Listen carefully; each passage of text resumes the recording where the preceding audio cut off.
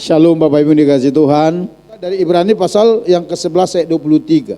Karena iman maka Musa setelah ia lahir disembunyikan selama 3 bulan oleh orang tuanya karena mereka melihat bahwa anak itu elok rupanya dan mereka tidak takut akan perintah raja. Ayat 24. Karena iman maka Musa setelah dewasa menolak disebut anak putri Firaun. Ayat 25. Karena ia lebih suka menderita sengsara dengan umat Allah daripada untuk sementara menikmati kesenangan dari dosa. Ayat 26. Ia menganggap penghinaan karena Kristus sebagai kekayaan yang lebih besar daripada semua harta Mesir, sebab pandangannya ia arahkan kepada upah. Ayat 27, karena iman maka ia telah meninggalkan Mesir dengan tidak takut akan murka raja. Ia bertahan sama seperti ia melihat apa yang tidak kelihatan. Ayat 28 terakhir, karena iman maka ia mengadakan Paskah dan pemercikan darah supaya pembinasa anak-anak sulung jangan menyentuh mereka. Yang percaya katakan amin. Saudaraku, pada pagi ini kita mau belajar dari sosok Musa ini. Bagaimana kita bisa mengalami kedamaian pikiran, ketenangan hati, ketenangan batin di tengah-tengah krisis yang sedang dialami bangsa kita, bahkan yang sedang kita alami mungkin pribadi lepas pribadi. Kenapa Bapak Ibu saya tertarik membahas pribadi Musa ini kepada kita untuk membicarakan tentang ketenangan pikiran ini? Saudara, Alkitab mencatat begini, hanya ada 2 manusia yang pernah hidup di dunia ini yang dicatat di Alkitab, yang dikatakan benar-benar memiliki hati yang lemah lembut. Yang pertama Yesus, yang kedua Musa. Kalau Yesus mungkin sudah tidak asing bagi kita, kita sering mendengar firman yang berkata, marilah kepadaku yang letih lesu. Itu kan Yesus katakan, aku akan memberikan kelegaan kepadamu, belajarlah kepadaku, pikul laku yang kupasang. Sebab bebanku itu ringan dan aku lemah lembut, kata Yesus. Ya saudara. Nah, kalau Musa di mana ayatnya? Coba kita lihat dulu Bilangan pasal 12 ayat 3. Coba perhatikan, dikatakan demikian. Adapun Musa ialah seorang yang sangat lembut hatinya, lebih dari setiap manusia yang di atas muka bumi. Jadi kelembutan hati Musa itu dikatakan melebihi siapapun yang pernah di muka bumi ini kecuali Yesus. Hanya 2 manusia ini yang dicatat Alkitab yang merupakan pribadi memiliki hati yang lembut. Saudara, lembut itu bukan berarti pribadinya lemah, tidak. Tetapi kelembutan itu artinya kepercayaan diri yang tenang, yang berasal dari ketentraman batin dan kedamaian pikiran, itu lembut. Itulah definisi lembut. Saya ulang sekali lagi. Kelembutan adalah kepercayaan diri yang tenang, yang berasal dari ketentraman batin dan kedamaian pikiran. Dan Musa memiliki itu. Tentu saudara, mungkin masih segar di ingatan kita cerita tentang bangsa Israel keluar dari Mesir di bawah kepemimpinan Musa. Dan hampir saban hari orang-orang yang sekitar hampir 2 juta itu dipimpin Musa berjalan di padang gurun. Waduh, kerjanya demo aja tiap hari kepada Musa. Tetapi dia bisa menghadapinya dengan tenang. Dia bisa meladeni mereka, melayani mereka dengan ketenangan. Karena apa saudaraku? Musa itu seorang yang lembut. Nah, itu yang mau kita pelajari pada saat ini saudara. Saudaraku, diakui atau tidak, realita hidup yang sedang kita jalani hari-hari ini adalah realita ketegangan, betul ya? Suasana tegang, penuh kekhawatiran. Bahkan tidak sedikit yang sampai gelisah menghadapi hari-hari ini. Saudara, kalau saya berkata demikian, dari satu sisi mungkin itu tidak terlalu masalah. Karena apa, semua orang mengalaminya. Tapi bagi anak Tuhan itu persoalan. Kenapa? Karena ada janji-janji Tuhan sebenarnya bagi kita. Amin. Amin, saudaraku. Tapi tidak bisa dipungkiri juga, ada banyak anak Tuhan juga menghadapi situasi ini, gelisahnya setengah mati gitu loh saudara. Sampai susah tidur, sampai tidak selera makan. Karena apa? Karena persoalan yang sedang dihadapi. Ayo saudara, yuk kita belajar dari Musa ini, bagaimana kita bisa mengalami kedamaian pikiran di tengah krisis yang ada. Saudara, kalau hatimu tenang, kalau pikiranmu damai, saya percaya saudara bisa bersuka cita. Amin. Amin. Tetapi kalau hatimu sudah gelisah, perasaanmu gundah gulana, saya yakin untuk berdoa aja saudara bisa susah. Itu sebabnya Rasul Petrus menasehati, dikatakan demikian. Kesudahan segala sesuatu itu sudah dekat. Kuasailah dirimu dan jadilah tenang supaya engkau dapat berdoa. Karena kalau hati kita tidak tenang, kita tidak bisa berdoa. Tapi kalau hati kita tenang, pikiran kita damai, saya percaya kita bisa bersuka cita. Dan Nehemia berkata demikian, for the joy of the Lord is our strength. Sukacita Tuhan itu adalah kekuatan kita. Amin. Artinya ketika hatimu bisa bersuka cita, ketika pikiranmu tenang, batinmu bahagia, sekalipun di tengah-tengah situasi yang tidak menentu, saya percaya saudara akan lebih kuat dan umur pasti lebih panjang. Amin saudara ya, umur pasti lebih panjang. Itu sebabnya kita lihat, yang pertama, bagaimana supaya kita bisa mengalami kedamaian pikiran di tengah krisis, yaitu kenali siapa diri saudara sebenarnya, atau mengenali siapa diri kita. Masa iya Pak, apa hubungannya? Iya. Pengenalan kita akan identitas kita itu penting sekali saudara, mempengaruhi atau menciptakan kedamaian di hati dan pikiran kita. Coba kita lihat dulu di Ibrani 11:24 berkata demikian, karena iman maka Musa setelah dewasa menolak disebut anak putri Firaun. Karena iman maka Musa setelah dewasa menolak disebut anak putri Firaun. Emang ada apa dengan itu? Ada sesuatu. Siapa Musa ini? Musa ini keturunan Lewi. Nama ayahnya Amran, ibunya Yokebed. Dia dilahirkan di sana. Pada saat kapan Musa ini lahir? Waktu mereka sedang ada di perbudakan di Mesir. Waktu itu Alkitab berkata, nanti saudara lihat di dalam Keluaran pasal 1 dan pasal 2, setelah Yusuf mati, kemudian juga Raja Firaun yang di zamannya Yusuf itu dekat dengan Yusuf mati juga, muncullah Firaun yang baru. Alkitab berkata di mana raja ini tidak mengenal Yusuf dan tidak terlalu mengenal tokoh-tokoh orang Israel. Lalu pada waktu itu dikeluarkanlah sebuah perintah. Karena melihat bangsa Israel yang ada di Mesir ini sudah semakin bertambah banyak, lalu dikeluarkan perintah.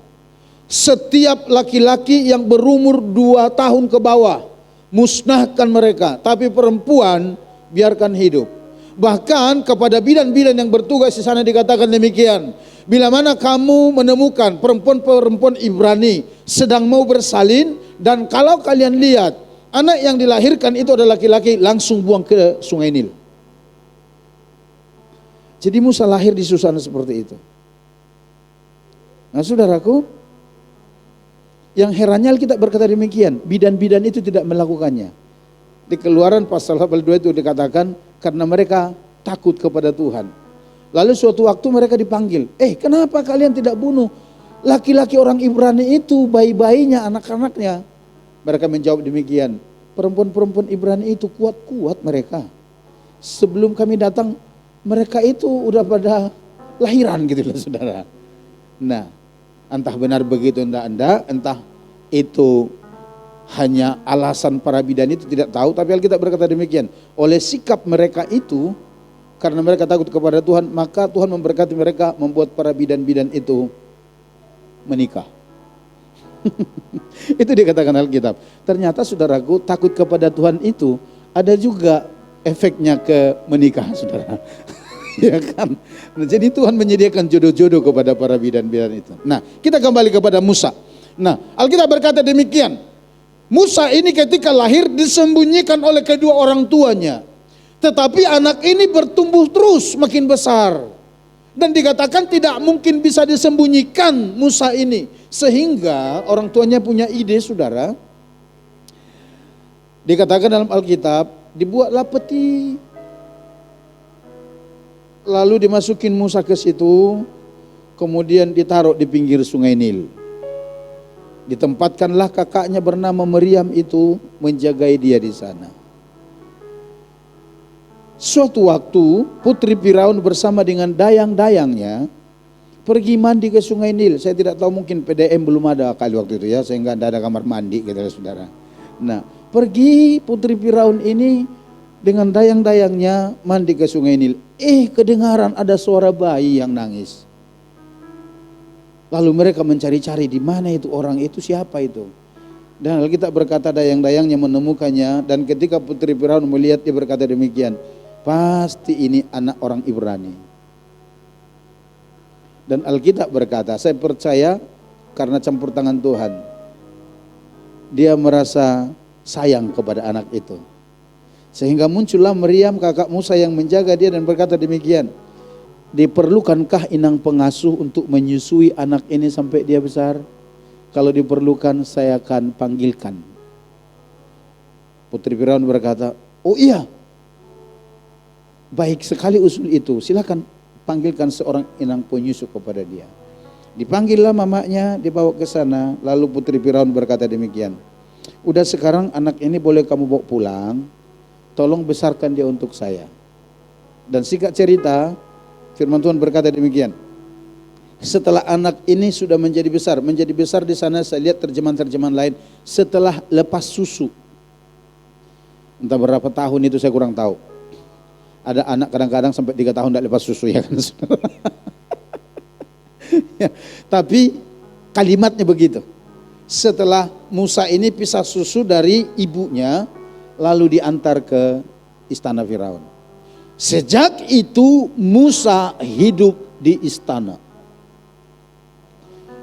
Kira-kira setelah dia usia 40 tahun, Musa mulai dipersiapkan untuk menjadi orang nomor 2 di Mesir. Tetapi hatinya bergejolak. Kenapa bergejolak? Karena semua orang berpikir bahwa Musa ini adalah pangeran kerajaan. Tetapi jauh di dalam lubuk hati Musa, dia tahu bahwa dia bukan suku dari Mesir. Dia adalah orang Yahudi. Iya saudara. Sehingga dalam hatinya muncul gejolak. Dari satu sisi dia dipersiapkan menjadi orang penting di Mesir. Dia diasuh dengan cara kerajaan, dikasih makan dengan makanan kerajaan, pendidikan dengan pendidikan kerajaan. Tapi dalam lubuk hatinya bergejolak. Di dalam hatinya dia berkata, saya bukan putri Firaun. Saya Yahudi asli. Dan saudara tahu, ketika itu ada di hatinya, pada waktu itu berbicara di hatinya, Musa mengambil keputusan. Musa mengambil keputusan. Keputusan apa? Saudara lihat ayat 24. Karena iman maka Musa setelah dewasa menolak disebut anak putri Firaun. Dari segi fasilitas Musa memiliki segalanya. Dari segi kesenangan hidup Semua ada di sana. Dia bisa santai di sana. Dia bisa menikmati kekayaan kerajaan Mesir. Tapi sepertinya itu tidak berarti bagi Musa. Karena yang lebih penting bagi dia adalah identitasnya sebagai orang Yahudi. Ini tidak mudah, saudara. Tapi dengar baik. Penyematan nama anak putri Firaun di belakang Musa itu tidak membuat dia sejahtera. Tidak. Dia bergumul dengan itu. Karena dia berpikir dia akan hidup nanti seperti cara hidup orang Mesir. Dia akan bergaul seperti itu semuanya. Dan dia tidak terlalu tertarik dengan itu. Dan akhirnya dia putuskan untuk menolak disebut menjadi anak putri Firaun. Artinya apa, saudara? Artinya begini. Musa tidak mau menghidupi sebuah kehidupan yang bukan jati dirinya. Itu dia. Itu penting. Dia tidak mau menghidupi kehidupan yang bukan jati dirinya. Dia mau Musa yang sebenarnya, yang berasal dari suku Israel, bukan dari Mesir. Sekalipun nanti kita lihat itu penuh risiko. Tapi paling tidak, ketika dia mengambil keputusan untuk menolak disebut sebagai anak putri Firaun, hati dia tenang, pikiran dia tenang, dia tidak dibebani oleh yang lain. Dia hidup apa adanya. Lalu hubungannya dengan kehidupan kita apa? Saudaraku dengar baik. Ketika engkau percaya kepada Yesus, Alkitab berkata, engkau diberi kuasa menjadi anak-anak Allah. Amin. Itu dulu dah. Artinya itulah jati diri kita. Itulah hidup kita, itulah pribadi kita. Contohnya kayak saya, dari kelahiran secara lahiriah, saya disebut pendeta Sondang Simamora. Ada Simamoranya. Artinya itu apa? Menunjukkan kepada kita atau kepada yang lain ketika membaca yang di belakang itu, orang tahu bahwa saya dari mana. Karena gitu. Sukunya dari mana. Itu secara lahiriah, secara jasmani. Tapi secara rohani seharusnya ditambahkan di belakangnya itu. Pendeta Sondang Simamora, anak Allah. Karena itu menjadi jati diri di dalam kehidupan saya. Dan saya harus bangga akan hal itu. Saudaraku, kadang-kadang kegelisahan muncul dalam pemikiran kita itu karena kita tidak mengenali jati diri kita siapa. Saya tidak tahu apakah Bapak Ibu cukup yakin ketika Bapak Ibu datang ibadah ke sini, ketika Bapak Ibu berdoa kepada Tuhan bahwa Bapak Ibu itu sangat yakin bahwa Bapak Ibu adalah anak-anak laki-laki dan anak-anak perempuannya Allah. Kalau saudara tidak sampai pemahamannya ke sana, itu yang bikin saudara itu gelisah. Karena kalau saudara yakin bahwa saudara adalah anak-anak laki-lakinya Allah dan anak-anak perempuannya Allah, paling tidak poin pertama pikiranmu bisa tenang kalau kita mati kita ke surga. Gitu loh saudara. Loh, kita harus berpikir sampai ke sana. Kenapa tidak? Karena kita berkata dunia ini bukan kekekalan bagi kita. Amin. Kita hanya mengembara di dunia. Alkitab berkata demikian, 70 tahun umurmu, kalau kuat 80 tahun disertai penderitaan. Setelah itu kita kemana? Check out. Kalau kita menyadari bahwa kita adalah anak Allah, kematian kapanpun datangnya itu tidak menggelisahkan kita. Betul enggak?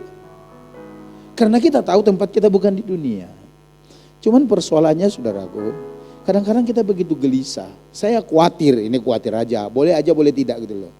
Jangan-jangan kita tidak terlalu mengenali identitas diri kita yang sebenarnya. Kalau saudara belum mengenali, pagi ini saya beritahu. Ketika engkau percaya kepada Yesus, menerima dia sebagai Tuhan dan selamatmu. Yohanes 1:12 berkata, engkau diberi kuasa menjadi anak-anak Allah. Amin. Amin.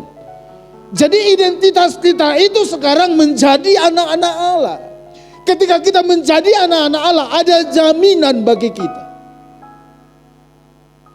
Bukankah itu keren, saudara? Jadi yang pertama itu, kenali jati diri kita. Yang kedua, caranya yang kedua, bagaimana kita bisa memiliki kedamaian pikiran di tengah krisis. Terimalah tanggung jawab kita sesuai dengan identitas diri kita itu. Atau mau menerima tanggung jawab. Kita kembali kepada Ibrani pasal 11 ayat 24, dikatakan karena iman maka Musa setelah dewasa menolak disebut anak putri Firaun. Saudara, saya tertarik dengan kata dikatakan setelah dewasa. Apa artinya setelah dewasa? Setelah dewasa itu artinya begini, ada range waktu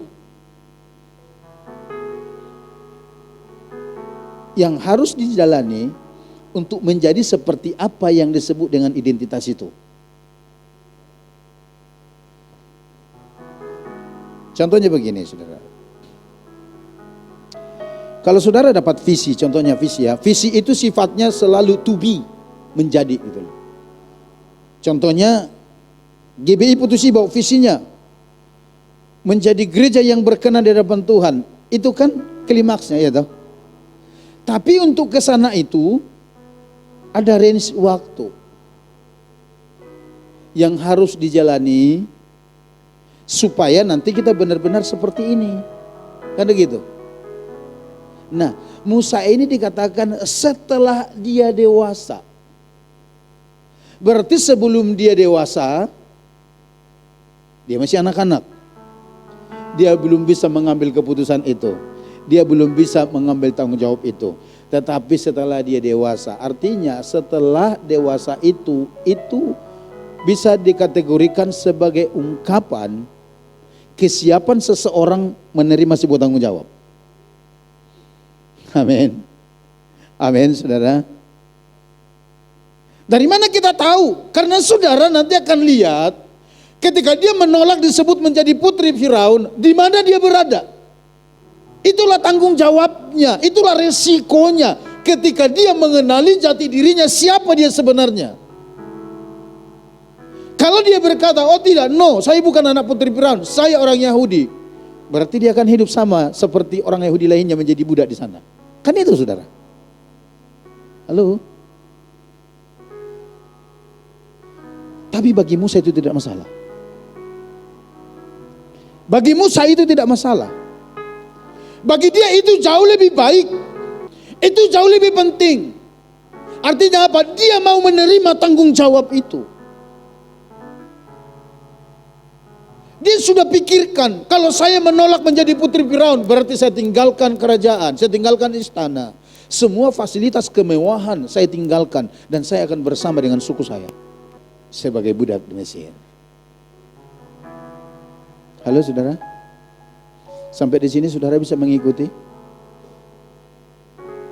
bahwa setelah saudara mengenal identitasmu siapa engkau sebagai anak Allah, yang kedua itu ada tanggung jawab di sana. Dan tanggung jawab itu jangan anggap sebagai beban. Tanggung jawab kita sebagai anak Allah apa? Coba lihat 1 Yohanes pasal 2:6. Ayo kita baca bersama-sama yuk, ayat ini keren, saya suka ini. Bukan yang lain tidak suka, semua suka, tapi saya benar-benar suka dengan ayat ini. Coba kita baca bersama-sama, 1, 2, 3 ya. Barang siapa mengatakan bahwa ia ada di dalam dia, dalam Yesus maksudnya, ia wajib hidup sama seperti Kristus telah hidup. Yang percaya katakan amin. Artinya begini, ketika engkau menyadari siapa engkau dalam Tuhan dan engkau berkata saya anak Allah, pak, itu ayatnya. Tanggung jawabmu hidup sama seperti Kristus hidup. Paham saudara? Paham? Kita harus tahu, kita harus paham itu, bahwa itu adalah tanggung jawab kita. Itu bukan beban. Kalau kita mengerti bahwa itu tanggung jawab, itu tidak akan mengganggu pikiran kita, tidak akan mengganggu hati kita. Contoh sederhana saya akan beritahukan kepada saudara.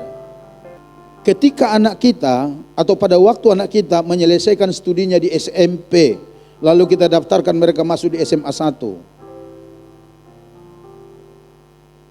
Sebagai siswanya SMA 1, ada tanggung jawab siswa yang harus mereka lakukan. Amin. Amin. Salah satunya kalau hari Senin seragamnya ini sebelum tante corona loh ya. Masih bisa pertemuan tatap muka. Hari Senin seragamnya ini, hari Selasa ini, hari Rabu ini, hari Kamis ini, bahkan waktu penjaskes pakai baju olahraga semansa kan begitu. Itu tanggung jawab, itu kewajiban, jangan anggap itu beban. Anak-anak sekolah tidak boleh berpikir begini, hari Rabu pakai ini lagi. Hari Kamis pakai ini lagi. Saya tidak mau, nanti lama-lama sudah dipecat. Kalau kita merasa itu beban, itu yang akan mengganggu pikiran kita. Tapi kalau kita sadar, kita tahu bahwa itu tanggung jawab. Saya ini sekarang siswanya semansa. Oh ini tanggung jawab saya. Kita akan melakukannya dengan sukacita, betul? Betul. Kita akan enjoy menjalani sama dengan kehidupan kita. Ada orang berkata demikian, menjadi orang Kristen itu terlalu berat. Kenapa? Terlalu banyak aturan, terlalu banyak larangannya. Kata siapa? Sesungguhnya tidak demikian. Kalau kita bisa melihatnya itu sebagai tanggung jawab, kita pasti dengan sukacita menjalaninya. Amin, saudara. Halo, amin. Tapi karena yang pertama mungkin kita tidak menyadari siapa kita sebenarnya di dalam Tuhan. Dan kita melihat aturan-aturan hidup yang ada di dalam Alkitab yang dipaparkan kepada kita, kita tidak mengerti sebagai tanggung jawab sehingga itu membebani hidup kita. Ayo, belajarlah menerima tanggung jawab kita sebagai anak Tuhan. Gampang sekali saudara ceritanya. Sekali lagi, tanamkan itu di dalam hatimu sebagai tanggung jawab, bukan beban. Maka engkau akan bersuka cita. Salah satu contoh, saya kasih demikian. Ini hanya sekedar memberi contoh, sebenarnya saya sudah pernah sampaikan kepada Bapak Ibu ya. Saya dengan keluarga sudah sejak lama, udah lama sekali lah ya. Kami punya komitmen sebagai anak Tuhan, tanggung jawab sebenarnya sebagai orang percaya, mengembalikan apa yang menjadi milik Tuhan. Minimal 10% daripada apa yang Tuhan titip kepada kita, kita kembalikan kepada Tuhan. Itu tanggung jawab, itu bukan beban. Tapi kami sekeluarga telah mengambil komitmen, udah dari dulu. Khususnya berkat keuangan, berkat uang. Kalau kami terima berkat, minimal 20% kami kembalikan kepada Tuhan. Minimal sampai hari ini. Dan saya tidak menganggap itu beban. Pernah keuangan kami pas-pasan, hanya itu pernah. Diperharapkan dengan situasi begitu. Tapi karena saya merasa ini bukan beban, ini tanggung jawab. Saya dengan sukacita aja mengembalikannya kepada Tuhan. Itu contoh kasus yang sederhana. Kalau dalam bentuk uang, kami sudah komitmen sebagai tanggung jawab 20% kembalikan. Kalau dalam bentuk barang 10% kita punya komitmen. Saudaraku, waktu kami diberkati Tuhan dengan mobil itu, saudara jangan salah. Tahun 2014 mobil itu dikirim Tuhan kepada kami. Harganya waktu itu harga cash 295 juta. Saya persepuluhkan itu 29.500.000. Langsung cash enggak, karena saya enggak punya uang sebanyak itu. Tapi saya ngomong sama Tuhan, Tuhan, saya ajak istri anak saya ngomong, ini tanggung jawab kita di hadapan Tuhan, ini berkat. Kita harus persepuluhkan ini. Caranya bagaimana? Ngomong kami sama Tuhan, Tuhan kami harus persepuluhkan, ya kan tanggung jawab kami. Tapi caranya nyicil ya. Jadi kami catat itu 29.500.000 sesuatu yang harus dikembalikan kepada Tuhan dari mobil ini. Tiap bulan, kalau berkatnya agak lebih kita kasih agak lebih banyak. Kalau lagi berpas-pasan, ya seberapa.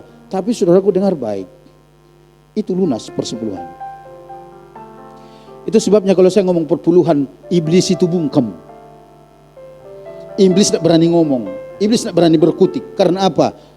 Orang cuma ajarkan 10%, saya 20%. Iblis mau ngomong apa? saya sumpel mulutnya. Tapi dengar baik, sekali lagi saya lakukan itu bukan beban, itu tanggung jawab, sehingga saya melakukannya dengan enjoy. Kalau saudara menyadari siapa dirimu sebenarnya dan tanggung jawabmu sebagai anak Tuhan itu ada, melakukannya itu enteng, itu tidak mengganggu pikiran kita. Amin.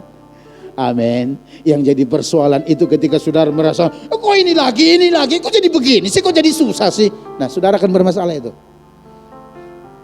Di tengah-tengah berkat yang berlimpah pun saudara pasti pusing kalau begitu. Tapi kami sekeluarga di tengah berkat yang kadang-kadang pas-pasan, kami bisa tersenyum. Masih bisa berbagi kepada orang. Bukan karena banyaknya, bukan. Tapi karena kita tahu itu adalah tanggung jawab. Yang ketiga, bagaimana caranya supaya kita bisa mengalami kedamaian pikiran di tengah krisis? Yang ketiga, saudaraku, tentukan hal-hal yang prioritas saudara. Saudara lihat ayat 25 sampai 26 dikatakan demikian. Karena ia lebih suka menderita sengsara dengan umat Allah daripada untuk sementara menikmati kesenangan dari dosa. Ayat 26. Ia menganggap penghinaan karena Kristus, perhatikan.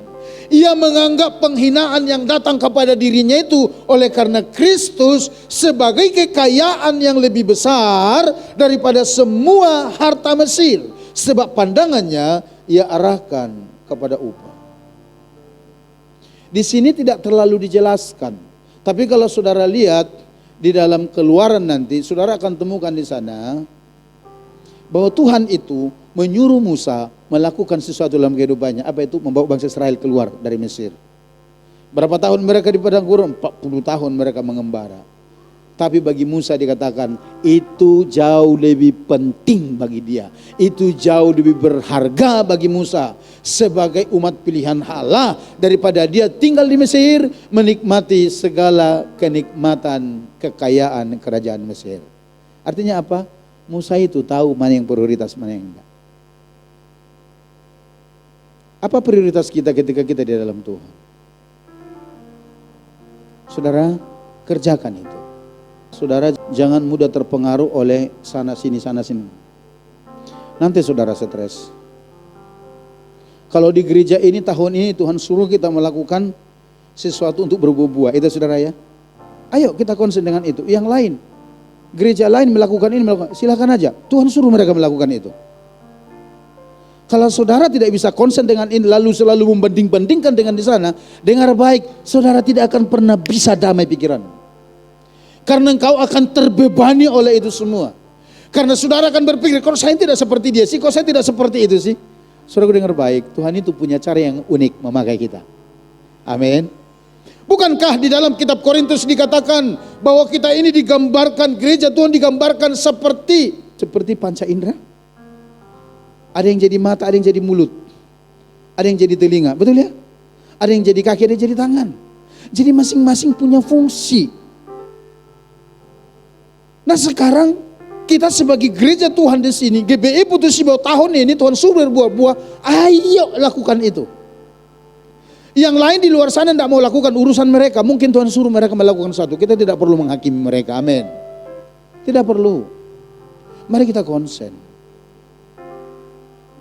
Apa yang Tuhan suruh saudara kerjakan sebagai anak Allah, sebagai tanggung jawabmu, ayo prioritaskan itu. Kalau istilah kasarnya begini, jangan terlalu serakah.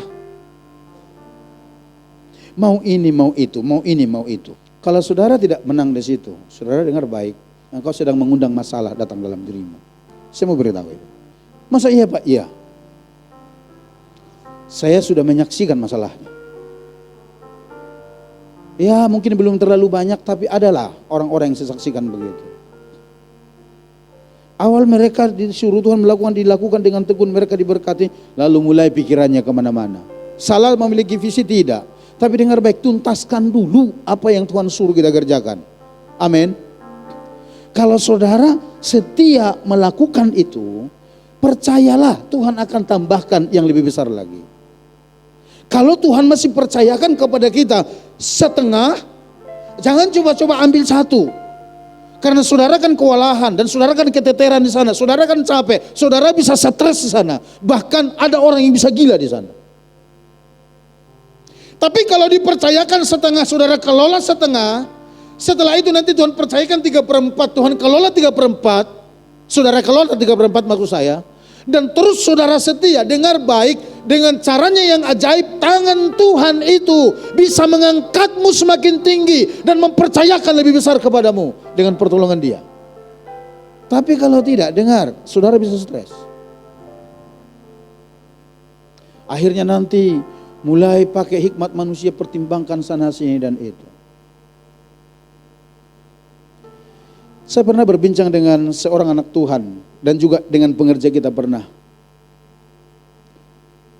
Dia berkata begini, Pak, saya herannya dengan orang-orang, kenapa hatinya begitu mudah berubah kepada Tuhan. Kalau saya, Pak, ini sekali lagi, kalau saya berbicara ini, saya hanya memberikan ilustrasi saja, memberikan contoh. Tidak ada maksud lain selain daripada itu. Dikatakan demikian. Waktu itu lagi merebaknya pertentangan pengajaran tentang persepuluhan. Terus dia bersaksi begini, saya Pak, kalau saya mau kredit sesuatu, saya perhitungkan semuanya. Ketika saya kredit ini berapa cicilannya, saya hitung semua, mulai dari persepuluhan. Jangan hanya karena ngejar bayar kredit, persepuluhan saya kepada Tuhan jadi bolong. Ketika itu terjadi, itu masalah besar. Saudara bisa nangkap maksudnya? Bisa nangkap? Dan saya lihat orang yang sharing dengan saya itu sekarang makin diberkati Tuhan. Makin diberkati. Kalau saya dibilang begini, kalau saya berani kredit lebih besar dan itu berarti tanggung jawab saya. Saya tidak bisa jadikan itu jadi alasan lalu mengurangi apa yang menjadi bagian Tuhan. Tidak bisa. Saya pikir pemikiranmu keren. Oh iya, dan saya perhatikan lama-lama benar-benar Tuhan percayakan yang lebih besar. Artinya setia dulu dalam perkara yang kecil. Mana yang Tuhan suruh kita kerjakan. Apa yang Tuhan suruh dikerjakan Musa benar-benar dikerjakan sama dia. Sehingga pikirannya tidak terganggu oleh dan itu. Dia tahu yang prioritas itu apa? Melayani Tuhan dalam kehidupannya. Dia tahu tujuan Tuhan memanggil hidupnya, membawa bangsa itu keluar dari Mesir masuk ke tanah Kanaan. Dia bisa enggak ongkang-ongkang, angkat-angkat kaki di istana? Bisa. Tapi dia tahu Tuhan sedang menyuruh dia melakukan sesuatu. Apalagi setelah dia dengar Firaun yang pernah mau bunuh dia itu sudah mati. Dia punya kesempatan pulang ke Mesir dan menjadi orang hebat di sana. Tapi saudara tahu, di tengah penggembalaannya di padang, Tuhan panggil dia. Aku memanggilmu, mengutusmu untuk membawa bangsa ini keluar dari Mesir, masuk ke tanah Kanaan. Dan itu dilakukan Musa. Yang terakhir, bagaimana caranya supaya kita memiliki pikiran yang tenang di tengah-tengah krisis yang ada, saudaraku? Tetapkanlah hatimu untuk mau menghadapi kesulitan-kesulitan. Ayat 27 dikatakan demikian, karena iman maka ia telah meninggalkan Mesir dengan tidak takut akan murka raja.